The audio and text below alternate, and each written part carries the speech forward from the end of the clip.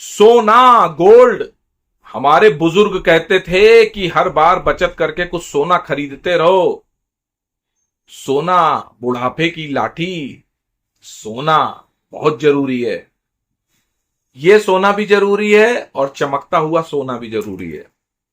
यह सोना आपका स्वास्थ्य अच्छा करता है और यह सोना आपकी जिंदगी को मजेदार बनाता है। जिनके पास जिनके पास 5,000 रुपए तोला का सोना है, आज 90,000 रुपए है, उनकी आंखों की आप चमक देख ही सकते हैं।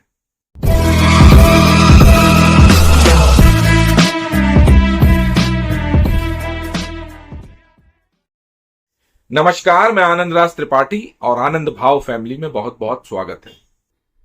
2020 में एक वीडियो लाता हूं और बोलता हूं कि सोने का बुलरन, गोल्ड का बुलरन स्टार्ट हो रहा है और 2025 में आपको सोने का दाम 1 लाख दिखेगा। यह भविष्यवाणी समझ लीजिए, प्रेडिक्शन समझ लीजिए, या हमारे मन की बात, ओपिनियन समझ लीजिए, कुछ भी समझ लीजिए।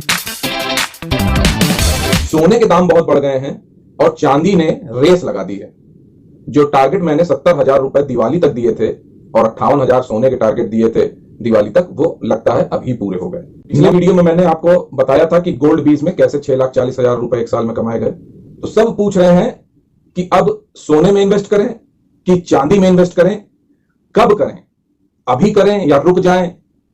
कुछ लोग कह रहे हैं, जो पिछले साल से मेरे कहने पे कह रहे थे कि खरीद लिया सर, थोड़ा सा, कुछ फैमिली मेंबर्स भी हैं, वो कह रहे हैं क्या बेच दें, क्या अच्छे रेट आ गए, बेच दें इसको।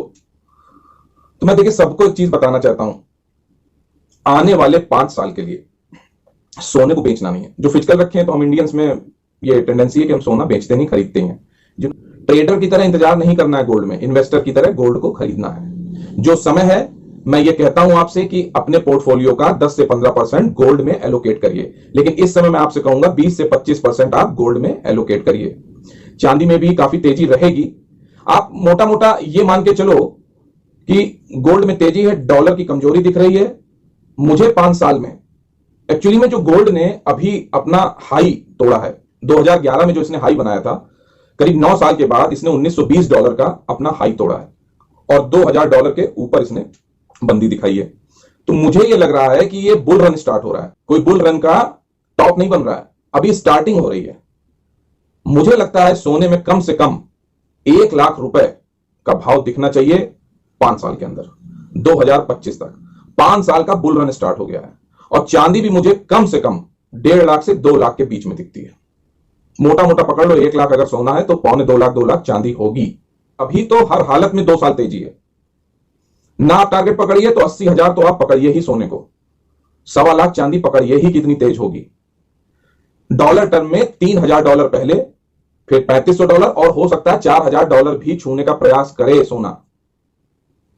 और चांदी भी अपना करीब अभी $26-27 हो गई थी, तो $48 जो इसने अपना पुराना हाई वो काटेगी करीब $50 तक।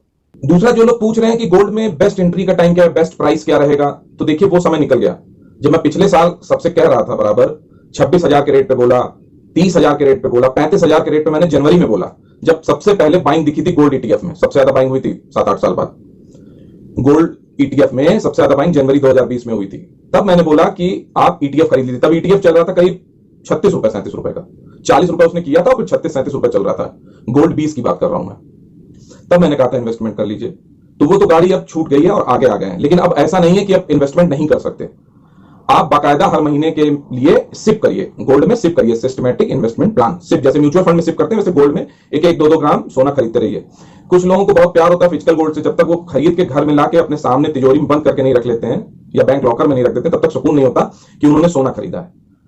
तो ऐसा भी कर सकते हैं लोग, लेकिन देखिए उसमें इनकम टैक्स की रूलिंग है, तो आप ज्वेलरी फॉर्म में लेंगे तो अच्छा रहेगा। महिलाओं के लिए 500 ग्राम की लिमिट है। जिन लड़कियों की शादी नहीं हुई है, जिन महिलाओं की, उनके लिए 250 ग्राम की लिमिट है। आदमी के लिए 100 ग्राम की लिमिट है। तो इस लिमिट तक तो आप सोना घर में रख ही सकते हैं। लेकिन मेरा मानना यह है कि आप सोने को, जो भी कुछ यहां बोल रहा हूं वो एजुकेशनल पर्पस से है, सिर्फ पढ़ाई लिखाई जैसी बातें समझा रहा हूं, ना इन्वेस्टमेंट की बात है और ना कोई क्या होता है एग्जिट की बात है, रिडेम्पशन की बात है, ना खरीदारी ना बिकवाली, समझा रहा हूं। एक बात समझिए कि अगर आप लंबे समय में किसी भी चीज में इन्वेस्टमेंट करते हैं, किसी भी एसेट क्लास में, तो फायदा कैसे देती है। 2020 में हमने एक चीज बताई थी कि रियल रेट ऑफ इंटरेस्ट यानी महंगाई से उसकी तुलना होती है, उसको बराबरी करता ही है सोने का रेट। महंगाई 2020 से बढ़ना शुरू हो गई थी लेकिन सोना नहीं बढ़ रहा था। हमने कहा था आगे पीछे ये बढ़ेगा जरूर। 2025 का साल आया, पूरा आपने ग्लोबल देखा ही कितना उठा पटक भूचाल मचा हुआ है। प्रकृति नेचर अपना बदला ले रही है। जो बड़ी बड़ी कंट्रीज हैं वो टैरिफ वैरिफ सब कर ही रही हैं। डॉलर का पता नहीं भविष्य क्या होगा।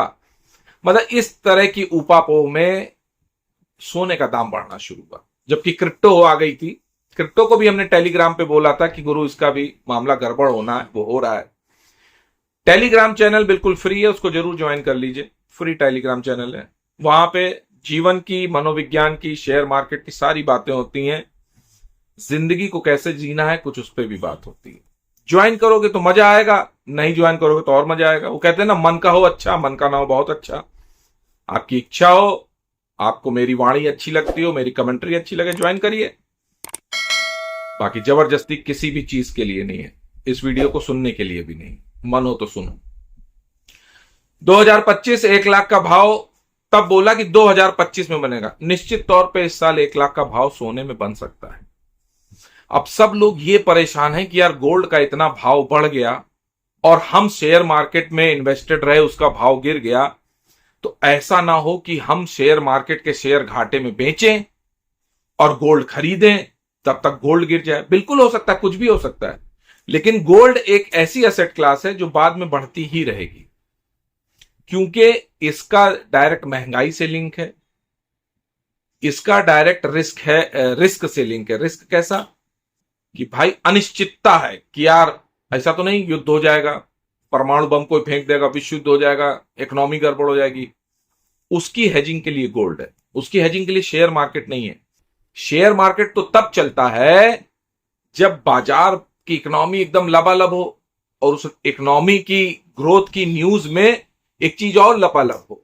वो लबालब है लिक्विडिटी। बिना पैसे के बाजार नहीं चलता है। बाजार जो 4 साल दौड़ाया गया, आपको ये समझना चाहिए था कि small cap, mid cap mutual fund अगर 30, 35, 40% रिटर्न सालाना दे रहे हैं तो ये कब तक देंगे। तब भी वीडियो में बराबर बता रहा था, चौकीदार बोल रहा है कि सब मारे जाएंगे, सब फंसेंगे। बहुत ज्यादा कारस्तानी म्यूचुअल फंड की भी है, और म्यूचुअल फंड के पीछे यहां के डोमेस्टिक इनफ्लो, जो पैसा आ रहा था, इनफ्लो तो आ ही रहा था, लेकिन मामला गड़बड़ा गया। ये दूसरे वीडियो में भी बताएंगे कि इस सिप वाला चक्कर क्या हुआ। अभी गोल्ड की बात हो रही है, तो गोल्ड हम भी बराबर बोल रहे थे कि खरीद लो भाई। लास्ट ईयर अप्रैल में बोला कि एक बार 58 आएगा, खरीद लो, 80 चला जाएगा। हुआ। जब बजट में सोवरिंग बॉन्ड पे सरकार ने थोड़ी आनाकानी की और कहा कि अब इसको नहीं लागू करेंगे, और इंपोर्ट ड्यूटी भी घटाई, इंपोर्ट ड्यूटी घटाई थी नहीं, एक्साइज ड्यूटी शायद घटाई, तो उससे गोल्ड का रेट गिर गया था। हमने कहा बहुत अच्छा समय है गोल्ड लेने का। सोवरिंग बॉन्ड का तो पूरा पैसा सरकार को देना पड़ेगा ज्यादा से ज्यादा। जिस चक्कर में घटाई, वो सोने का दाम ज्यादा दिन घटा नहीं रहेगा।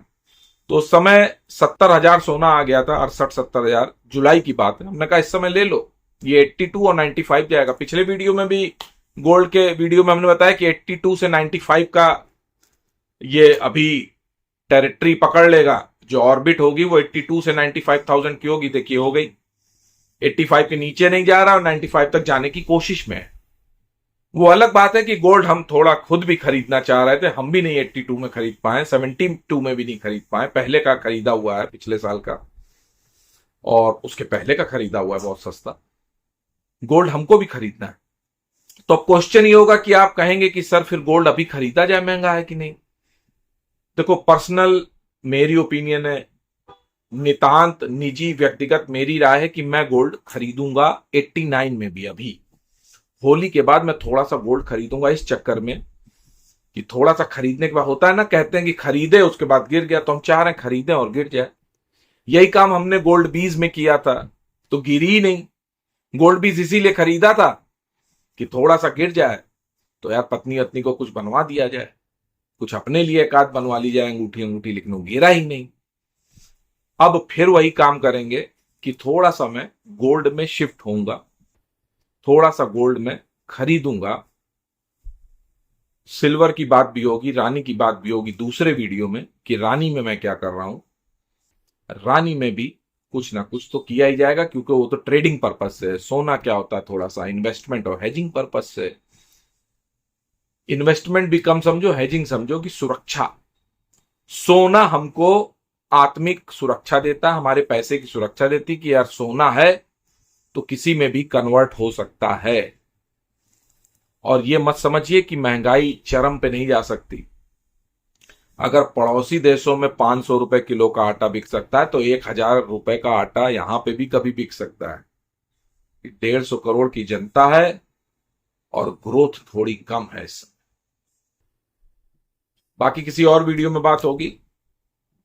गोल्ड के रेट रुकेंगे नहीं। अब एक बार मैं भी इंतजार में हूं कि खरीदने के बाद अगर 82 78 तक आया तो और ले लूंगा, लेकिन 78 से नीचे जाता गोल्ड दिख नहीं रहा। 70 का घर तो भूल ही जाए, जल्दी नहीं आ रहा है। तभी आएगा जब पूरे विश्व में शांति आ जाएगी, वो आने वाली नहीं है। कुछ ना कुछ बवाल मचा ही रहेगा। विशेष कलयुग में हम लोग प्रवेश कर रहे हैं, यही कलयुग है, कल युग। ठीक है, वीडियो पसंद आया तो लाइक कर लीजिएगा, और पहली बार आए हैं तो चैनल को जरूर सब्सक्राइब करके जाइएगा। ठीक है, अभी के लिए इतना ही। नमस्कार।